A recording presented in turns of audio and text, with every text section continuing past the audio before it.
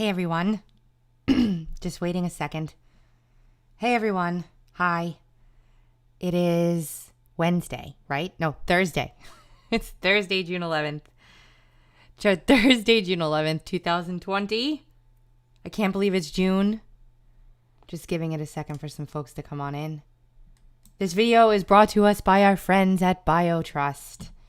It is really important to keep your body healthy, youthful all the time. Collagen is probably the closest thing we get to a real fountain of youth while forming this wall of defense between your immune system and the rest of your body. 75 to 90% of your skin, bones, joints, and tendons are made of this age-defying nutrient. And the older you are, the more likely it has caught your attention.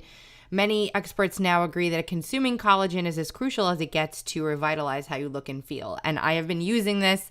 Again, I say it every time because it's true. Every time. I use this every day in my coffee. It doesn't taste like anything. And I'm telling you, there is a noticeable difference in my hair, in my nails, in my skin, which I don't know. I mean, I'm serious. It's been a godsend and I love it. So thank you so much. And you can go to healthwithbeans.com. Healthwithbeans.com. Support our sponsors. Thank you so much, everyone. Hey guys, going to bring in our Facebook, DLive, and Periscope audience. Also letting everybody know today, by the way, we are now streaming live on CloutHub Video. That's right. clouthub.com/uncoverdc, and you'll be able to see all of my broadcasts live right there. clouthub.com/uncoverdc, or you can go to getclouthub.com/beans if you don't have an account yet and sign up for CloutHub, because it is absolutely amazing. Fantastic, powerful platform. Evening from London. Fantastic. You guys are awesome. Now, I spent the day today going over the circus that is now the General Flynn case. And the reason why it's a circus is because we have this now open on the main case where Judge Sullivan went rogue, accepting all kinds of briefs and friend of the court briefs and all kinds of stuff. And then we have the appellate case that's going on right now. And there have been a whole bunch of filings in that case as well. That's the docket of this right here that we're looking at right here. The judge was required to file his response, which he did, and then the DOJ and Sidney Powell and team, Molly McCann and Bunnell, could file their response to that, which they did. And I read everything today. The only thing that I haven't read yet in full is Judge Gleason's brief. Judge Gleason is the appointed judge in not the appellate case, the other case, the original case with Judge Sullivan. Judge Sullivan appointed Gleason to submit his determination of what should happen in the case. And I read through several pages of it and got sick to my stomach and needed to just stop because it is so ridiculous. They take cases, and as often is the case in these circumstances, they pick and choose how they're going to apply the precedent and the circumstances of the case to make it suit their truth. Because only in that world is there an objective truth or subjective truth that changes at the whim of whoever's politics is behind it. I mean, it is really that bad. But then I was given something else to look at today, which really I thought to myself, how am I not going to just go over this one line by line with everybody? So I decided, while overwhelmed with all of this, because it is certainly overwhelming, I was going to focus on this one, which was just brought to my attention. This one right here. Motion of the chairman and members of the Committee on the Judiciary, U.S. House of Representatives, as amici curiae in support of neither party, which is really just a farce because we know who they're in support of. Every single person that signed on to this farce is a Democrat. And when I read this to you, you're going to understand why I'm laughing right now. Because it is upside downworld. If you go to Jonathan Turley's Twitter, you'll see what I'm talking about. Here is a professor who was brought in as a opposite party supporting force against impeachment by the Republicans. And he has just really started to go bonkers about what's going on here, especially in this case. And if you go to my Twitter, you will see, which we'll go through in a second, it's very in-depth, very well-done article by Shipwrecked Crew, who's a former U.S. attorney for 22 years, about why Gleason's brief, which can be dissected into numerous pieces, his misreading of Amadon, which is one of the cases that he's chosen to look at. I mean, it is criminal almost what he's doing. But let's go through and talk about Nadler's filing. Shall we? I think we shall. Okay. The Counsel for United States has indicated that the United States will take no position on any of the motions for leave to file by, counsel for the DOJ is not taking a position on them filing this. And Michael Flynn's counsel, General Flynn, did not respond to the question. So with all this being said, remember that tomorrow at 9:30, we have the oral arguments in the writ of mandamus case that's in the appellate court right now. And if you're up tomorrow morning at 8:30, I will be on OANN to talk about this case as well, or my coverage of it. So the House Judiciary Committee has oversight authority over the U.S. Department of Justice, the federal courts, and the criminal justice system. They seek to leave to file their brief to emphasize the complementary but distinct responsibilities of Congress and the judiciary to ensure that federal prosecutorial decisions are never dictated by partisanship, favoritism, or corruption. This is the Democrats saying this. This is Nadler. You understand? I just want to make this very clear to everybody in case they're not up to speed. This is Nadler. This is Jerry Nadler and the rest of the Democrats saying that prosecutorial decisions should never be dictated by partisanship, favoritism, or corruption. Okay? I'm just saying. Specifically, they write, to highlight the critical importance of the court's authority under Federal Rule 48 to determine whether efforts to terminate the prosecution have been tainted with impropriety. Again, they misread Rinaldi. They use Rinaldi, but they misread Rinaldi on purpose. They know.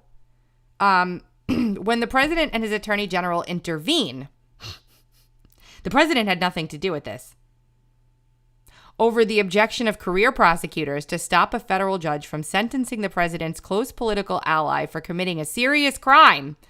Let's just make it very clear now that the Democrats are saying that 1001 violations are serious crimes. Make sure you note this down, that the Democrats now say 1001 violations are serious crimes. Because if and when there comes a time that there is a 1001 on one of them, they're going to say, it's just an 1000. It's nothing. Just a serious crime. Not only that, but the president had nothing to do with it. And his attorney general, who never called himself a wingman, is the head of the Justice Department, where all prosecutorial decisions are made. It is imperative that the federal courts not serve merely as a rubber stamp. And again, United States versus Amadon. Now, I'm going to stop for a second because I want to show you this.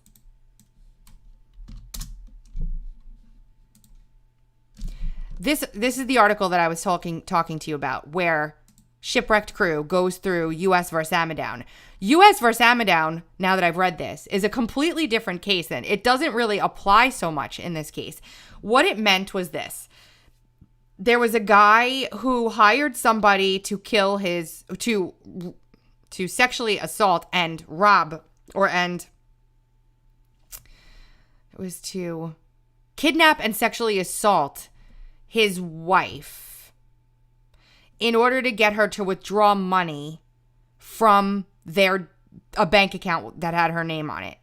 The guy who he hired to do that ended up killing the wife. And they charged him with first-degree murder. He pled with the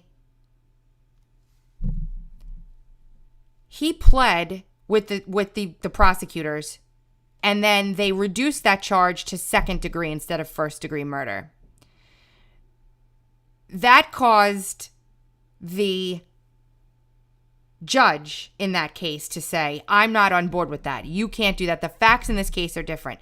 So what happened there is there was a murder, and then the judge said, I'm not going to let you plead down with this guy to second degree from first degree. And that's what Amidon was about. And he goes through in this article, very detailed, why the use of this case and the way that the partisans are using it is not correct. Okay? That's what that's all about. So let's just go back here. Both Congress and the courts play essential roles within their spheres of authority to check prosecutorial abuses by the executive branch. Congress has the power to investigate whether the Attorney General and his assistants are misdirecting their duties in respect of the institution and prosecution of proceedings to punish crimes. But for Congress to intercede in specific cases risks treading impermissibly on judicial turf. It's the court itself that has the inherent authority and responsibility to police acts which degrade the judicial system. So in this case, the House is arguing, the Judiciary Committee is arguing that by righting a wrong, by dropping charges against a man who did not commit a crime, that they are interfering in justice. And they go on in their little, and here's the list of people that are signing on. Scanlon, Lofgren, Sheila Jackson Lee, Steve Cohen, Hank Johnson, Karen Bass, Hakeem Jeffries, Cicilline, Swalwell, Liu, Raskin, Jayapal. You know these names, guys. Come on.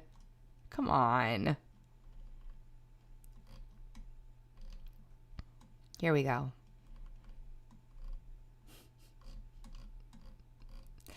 Oh, Lord. It's like almost painful. It really is. Let's get down to it, shall we? You're gonna love this. You're gonna love this. I already saw that. Okay. This case implicates the court's authority, indeed, its responsibility, to refuse to lend its imprimatur to a decision of the executive branch that threatens the rule of law. Attorney General Barr seeks to prevent this court from sentencing President Trump's former NSA, Michael Flynn, who twice pleaded guilty to lying to federal agents about his contacts with the Russian ambassador and his work for the Republic of Turkey. That's not what he was charged with, but okay. Barr's motion is unprecedented and highly irregular. The only attorney who agreed to sign it was a political appointee who has since left his post. That's nonsense. They have no way of knowing why anybody agreed to sign it, if there were other attorneys even asked to sign it. This is how these people obfuscate the truth over and over and over again. They make it sound as though the only attorney that they could find to sign it was a political appointee who left. Newsflash, every U.S. attorney, everyone is a political appointee. Anyway, the motion explains neither the conspicuous absence of any line prosecutors. This is exactly what Judge Sullivan's lawyer said, by the way, nor a lead prosecutor's withdrawal hours before it was filed. The lead prosecutor withdrew because he's been smacked the hell down, and he should be criminally investigated, is what should happen. The motion explains neither the conspicuous... Oh, I said that. And it includes no declarations from witnesses to support the government's dubious new representations to the court. They don't need declarations from witnesses. They don't need any line prosecutors. They don't need any of that. As a matter of fact, the fact that they don't have them makes this more substantial. And then he goes on, including representations since contradicted by high-level officials who were present during the events in question. And they cite Mary McCord. Bill Barr twisted my words in dropping the Flynn case. Here's the truth. That's nonsense because that's not all that is relied upon. And it comes right from her freaking own mouth. So this is nonsense. I mean, it's just, we're not even on to the second page yet, guys.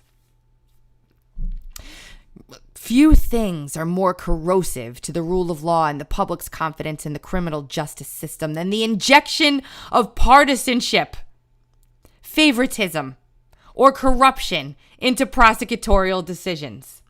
The irony, the hubris and the irony of this group making that statement, it is the ultimate reflection. The number of ways in which they are guilty of what they accuse others right now, or they virtue signal about, cannot be calculated.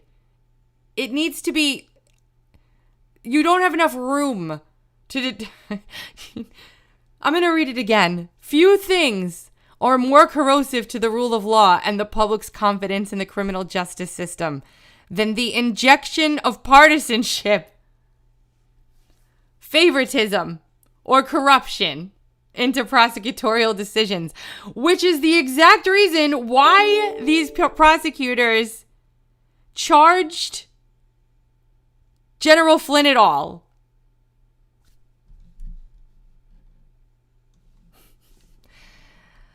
In this case, the impropriety is barely concealed.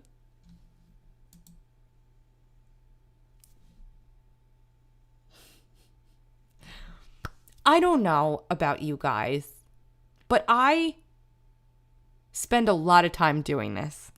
And to read this makes me laugh at this point.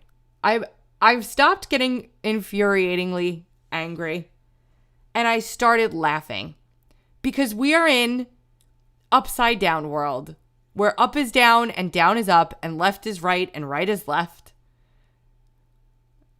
There are people walking around on the ceiling and we're all standing here like, what in the hell is going on? The question is, what must be done about it?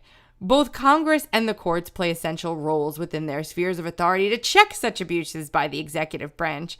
Congress has the power to investigate whether the Attorney General and his assistants are misdirecting their duties in respect of the institution and prosecution of proceedings to punish crimes. But for Congress to intercede in specific cases risks treading impermissibly on judicial turf. Barr now seeks, and here the need for judicial oversight is even more pronounced because Attorney General Barr has stonewalled congressional oversight at every turn, depriving the House Judiciary Committee of any opportunity to question Barr about his mischaracterization of the Mueller report, his role in the sentencing of Roger Stone, or the policies he has put in place to facilitate the improper politicization of prosecutorial decision-making.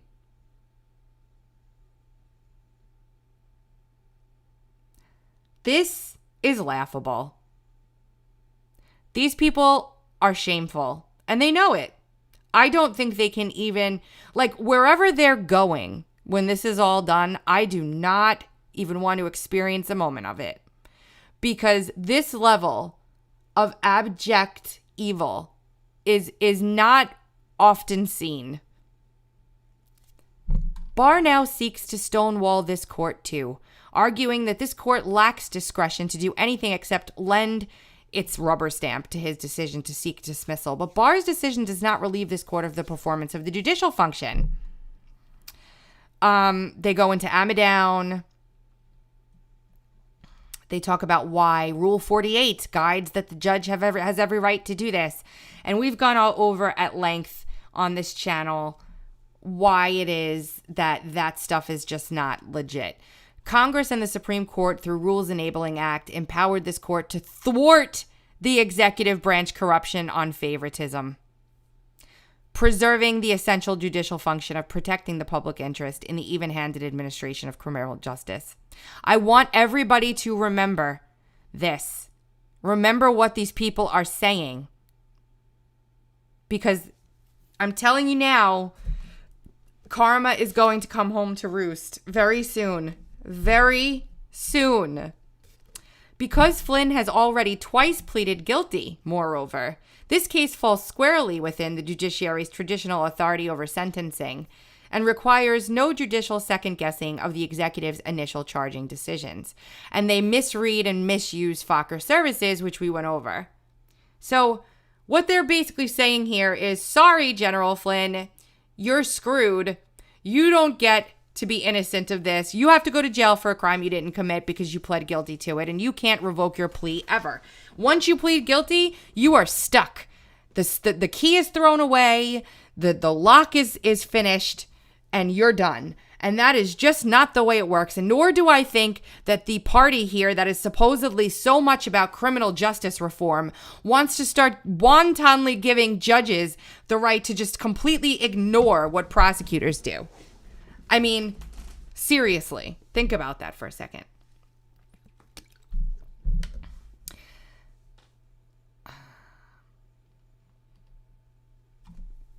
Only through an exposure of the reasons for the dismissal can this court assess to the true extent to which the Justice Department has engaged in gross abuse of prosecutorial discretion. The very integrity of the justice system and public confidence in it depend on full disclosure.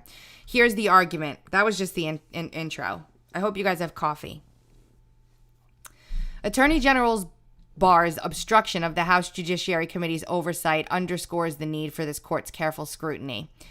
This has absolutely nothing at all to do with General Flynn and the Justice Department deciding that they don't want to press charges against him anymore because they made a big mistake.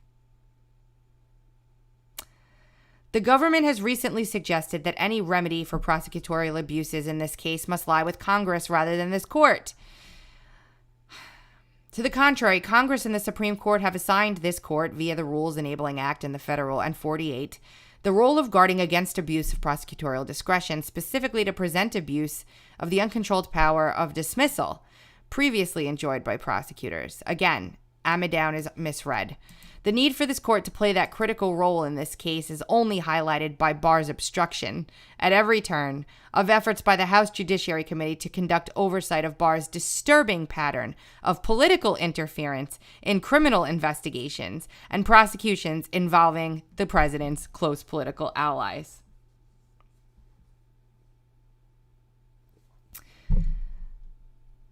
Somebody just said Trump tweeted worries on Durham reports.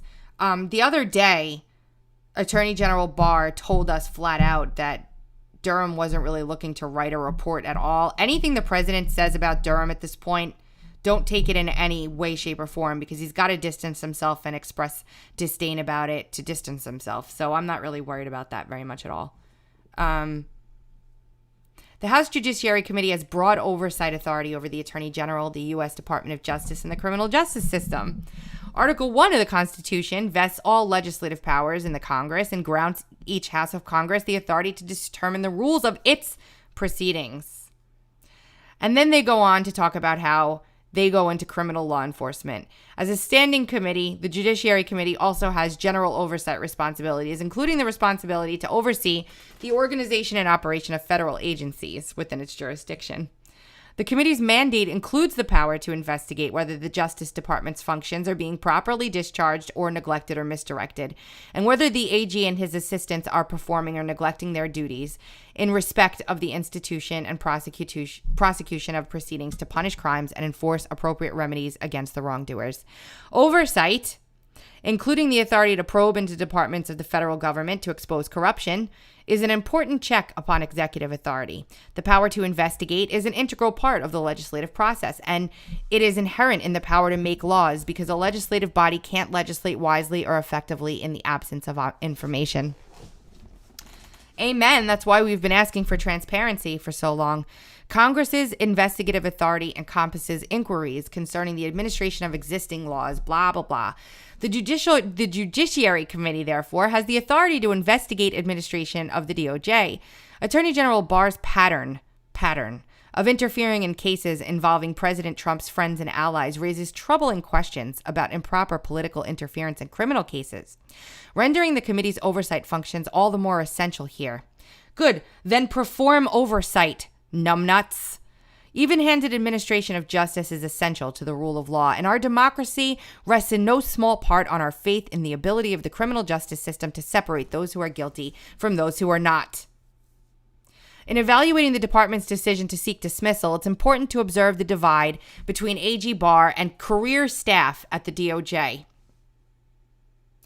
Mere hours before the government moved to dismiss Brendan Van Grack, a career prosecutor, he's like 30, who had led the Flynn case from its inception, abruptly withdrew from the matter. The motion is only signed by Timothy Shea, the then acting U.S. attorney for D.C., who had been promoted from the AG's personal staff to that position earlier that year. Not a single career prosecutor signed the government's unusual motion. It's not unusual. This is just disgusting. Standing alone, the decision to dismiss charges against Flynn had the appearance of corruption and an unacceptable political influence in an ongoing criminal matter. These people are literally evil, sick, disgusting people. President Trump tweeted in defense of his former advisor. And 1 week later, Mr. Flynn is poised to walk free. But this was not the first time that Barr has appeared to reach into an ongoing criminal case to the president's political bidding. Last spring, he sent a 4-page summary of the Mueller report to the House and Senate committees. A summary that clearly minimized the special counsel's finding about the president and his associates. As one judge in the district observed, the letter so distorted the findings in the Mueller report that it created a one-sided narrative at odds with the report itself. Last summer, the department quietly closed its investigation into certain campaign finance crimes allegedly committed by President Trump and his former personal lawyer, Michael Cohen. That's because Michael Cohen was forced to plead guilty to crimes that weren't even crimes. He was forced politically into a plea that included crimes that were not even crimes. They forced him to plead guilty to things that weren't even crimes in a political move. This February, the department abruptly reversed course and reduced its recommended sentence for Roger Stone, a political ally and longtime confidant of the president. The reversal took place after a series of public statements by the president criticizing the department's initial sentencing recommendation as very unfair, and led all 4 prosecutors to resign, to withdraw, then support the decision. What they forget to include here was that the jury was biased. What came out was the jury's bias. This March, the department suddenly abandoned its 2-year prosecution of a Russian firm alleged to have interfered in the 2016 presidential election and charged with conspiring to defraud the United States. They were never going to win that case. They thought when Mueller brought that and Rosenstein brought that, they never thought that Concord would come back. And there was such prejudice because of the way the Justice Department under those people handled this case that they biased any jury and the judge had to scold them. Okay? These are only the formal actions taken by the department in criminal prosecutions. As the committee wrote to I.G. Horowitz in a letter requesting an investigation by his office into this pattern of conduct, in many other cases, both criminal and civil, the current leadership of the department has taken extraordinary steps to protect the president's allies and punish his enemies, real and imagined. When? I haven't seen any punishment. The department's decision to request dismissal of this case is the latest in a series of decisions that represent a systemic breakdown of impartial justice at the DOJ and suggest overt political bias, including corruption. These people are sick.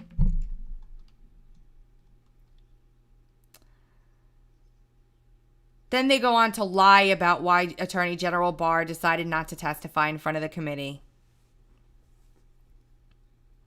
Then they said that he was going to testify, and then he backed down again. Then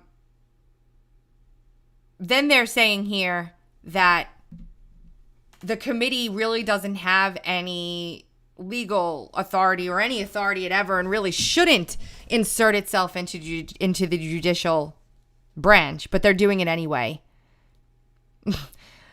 They're talking about their oversight efforts on the decision-making processes of the DOJ, which they can do without writing into the court and putting their Democrat partisan opinion about General Barr into the record.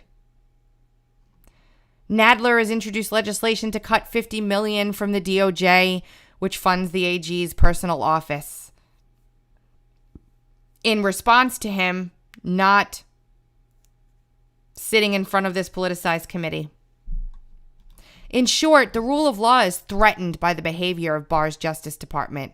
Let's not forget what Eric Holder did in Fast and Furious and other cases, okay?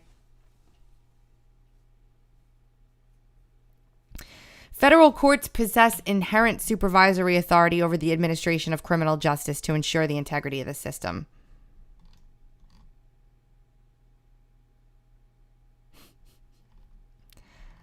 Hold on. They're saying that there's misconduct in regards to fraud. Rule 48's leave of court requirement authorizes courts to prevent one corrupt United States attorney from dismissing an indictment and defeating the judicial process. The government has taken the extreme position that the rule does not authorize a court to stand in the way of a dismissal the defendant does not oppose.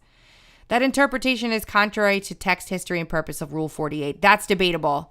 Rule 48 is not very clear at all and seems to change with the way the wind blows. As the Chief Justice of the Supreme Court of Texas put it, without a leave of court requirement, one corrupt United States attorney could dismiss an indictment and defeat the judicial process.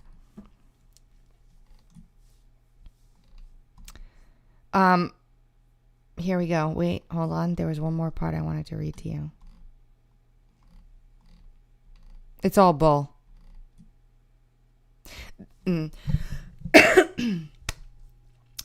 This court should conduct an evidentiary hearing to assess the government's decision to dismiss the case, and if it concludes that the evidence demonstrates an abuse of prosecutorial discretion, should not hesitate to deny the government's motion to dismiss. They want General Flynn in jail so badly, that they are willing to make themselves look like complete and total morons to get it. It is absolutely disgusting. The man did absolutely nothing wrong. He was attacked by a partisan group of out-of-control prosecutors in the Mueller camp who needed scalps for political reasons. Not because of justice, because of political reasons. And what did they do? They went after people. And they threatened General Flynn. And they forced him into a plea. And now they're saying that the obviously partisan, biased judge, who was supposed to be a neutral arbiter of the facts, who has now turned himself into a cheerleader for the left by asking a former judge who has once already been scolded for this, by the way, for what he did in this case, to take over after he had just merely 48 hours earlier written a ridiculously unfactual partisan op-ed. And now the Democrats on the House Judiciary Committee are asking the judge to make a decision about evidence? Really?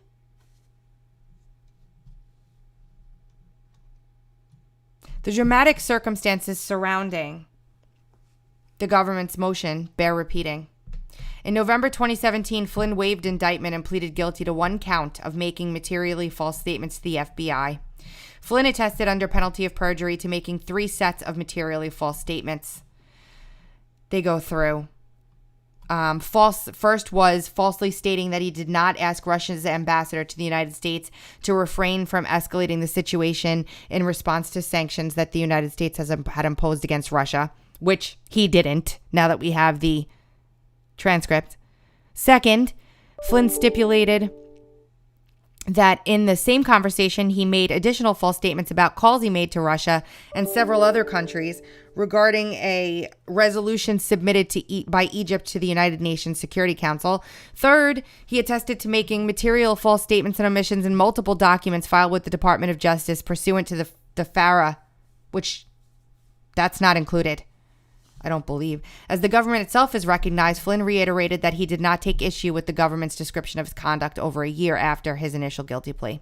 From the beginning, President Trump has expressed his displeasure with the investigation and eventual prosecution of Michael Flynn. In February of 2017, President Trump indicated his desire for the investigation to be terminated to then FBI Director Comey, saying he hoped Comey could see his way clear to letting this go. And the president has publicly expressed his support for Michael Flynn and his displeasure with the prosecution on multiple occasions, including through Twitter. Until filing its motion to dismiss last month, the DOJ prosecutorial team had never expressed doubt regarding the materiality of Flynn's lies. The government told the court that the defendant's offense is serious and significant, and the government recognized it was material to the counterintelligence investigation to know the full extent of the defendant's communications with the Russian ambassador and why he lied to the FBI about those communications. You understand, because you guys are ridiculously intelligent, what they're omitting here. Do you see how this is what they do? If you understand how to read these people, you know their playbook. You can foresee what they're going to do a mile away. All they do is they get their side, their evil, corrupt, disgusting side, to write something down. And then no matter what happens afterwards or how badly it's proven false, they use it anyway. Then they go on, they explain how now they say they're not material. They talk about how it's the role of the court to bring truth to light. They need to develop all relevant facts in judicial proceedings is fundamental and comprehensive. The problem with that is if Judge Sullivan was interested in really getting the facts, he would have allowed all of Sidney Powell's Brady motion.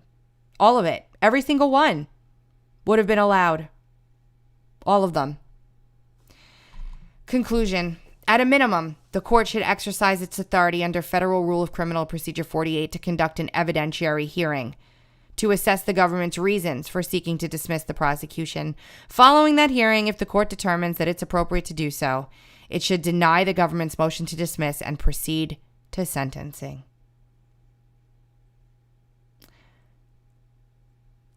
Tomorrow morning at 9:30, oral arguments in the appeal.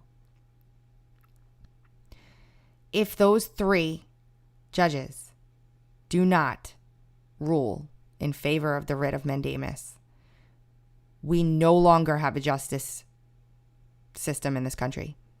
If that happens and this judge moves forward and ends up sentencing General Flynn to prison, we no longer have justice at all. It's gone completely. Close the door, slam it shut. It's gone. It's not coming back. I am 99.9999% sure, given the tone and tenor of what's gone on in this appeals case, that they will be forcing this judge to accept the motion to withdraw. I really am. But just the fact that I'm reading this, there is a very clear line drawn in the sand here. There is nobody in the middle. There's no doubt. There's nobody in the middle here. You're either a good guy with integrity and morality, or you're a bad guy with neither of those things, who is burning up in the sunlight that's been thrust upon you. And no amount of gaslighting is going to convince the American people that you're correct. I'm telling you right now, no amount of gaslighting, Democrats and Republicans, will convince the American people any longer that you are actually telling the truth. We don't believe you. We don't believe the legacy media. We don't believe your stupid talking heads or your celebrities. We don't believe your stupid television shows. We don't believe your social justice warrior university classes. your woke companies stuffing your nonsense down our throat. Sorry. There's a very large majority of us now. And these riots and everything that you guys have pulled over the past several weeks have just thrust more and more people over on the right side of history. And I'm not saying that that's people having to become conservatives. It's good versus evil right now. There are really bad Republicans out there, guys. Really bad Republicans. Romney, Rubio, sorry, Warner. I'm sorry, Burr. This is not a partisan thing, guys. It's really not. This is good versus evil. Straight up. Like the entrenched swamp power structure knows that we are likely going to get another 4 years of a president who really cares about the country. And what you're seeing right now is like their last gasps of air before they're done for forever. I mean, we have erased years of their plan in 3.5 years.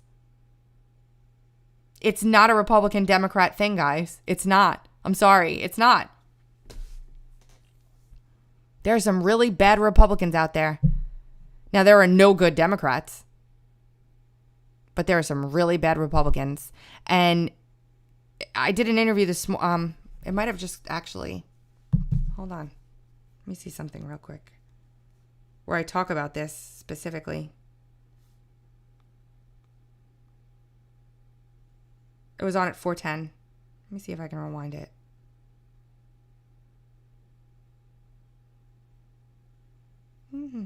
Hold on.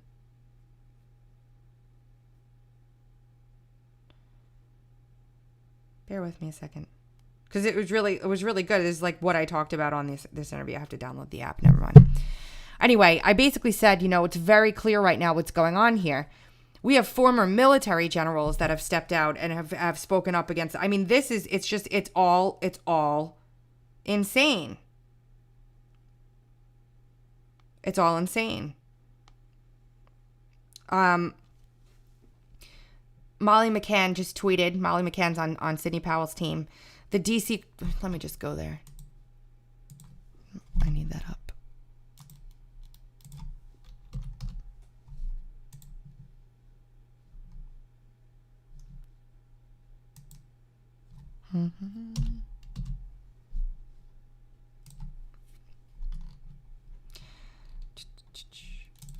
The D.C. Court of Appeals expects an exceptionally high volume of people to listen to the General Flynn oral arguments tomorrow with Sidney Powell. Therefore, you are encouraged to go straight to the YouTube live stream available here. There's no need to go to the court site first. Just go right to the live stream. The argument is scheduled for 9:30 Eastern time. And yeah, there will be a ton of people listening to this, including myself. Each party gets 15 minutes. That means that the judge gets 15 minutes. So the judge's counsel, Sullivan's counsel, gets 15 minutes. Sidney Powell and team will have 15 minutes. The DOJ will have 15 minutes. I wish I remembered. Let me just see something. Hold on.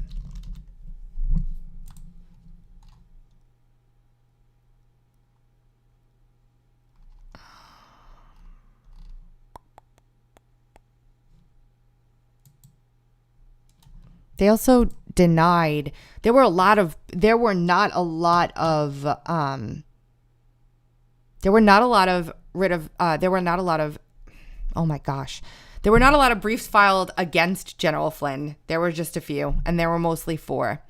I was looking for a thread, but it's not here. It's okay. Oh, agree. The Gleason brief is the Flynn manifesto from the anti-Trump forces. Sullivan will likely never be allowed to write this for himself, so we found a way for Gleason to do it for him.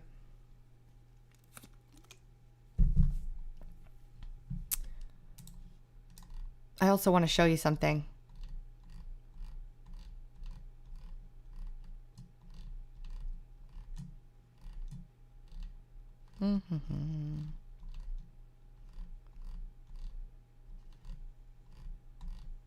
Just going to show it to you.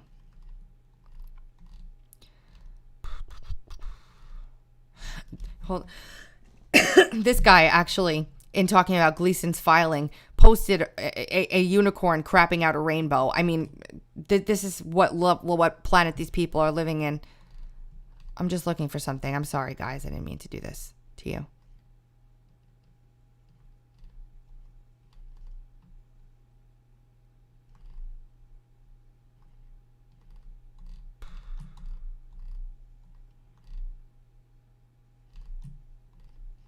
We have breaking news on Uncover DC now, by the way.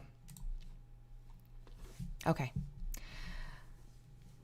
I think it's time for a Million Patriot March from Americans of all walks of life, religions, and skin colors to show our unity and love for this country and all the good it represents in the world. Who is with me?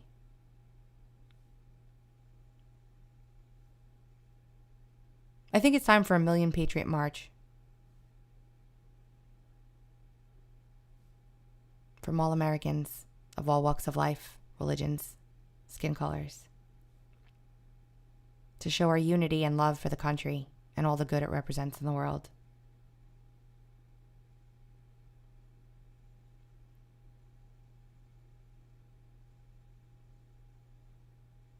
I think so too.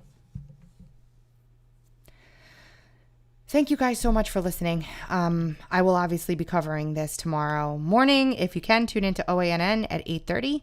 I'm very honored to be appearing. And you can find our stuff at uncoverdc.com. Lots of stuff going up there. Sharon Black is now part of the team. We love Sharon. She's absolutely amazing. You can also, again, find our video at cloudhub.com/uncoverdc. Awesome stuff over at CloudHub. Make sure you get over there.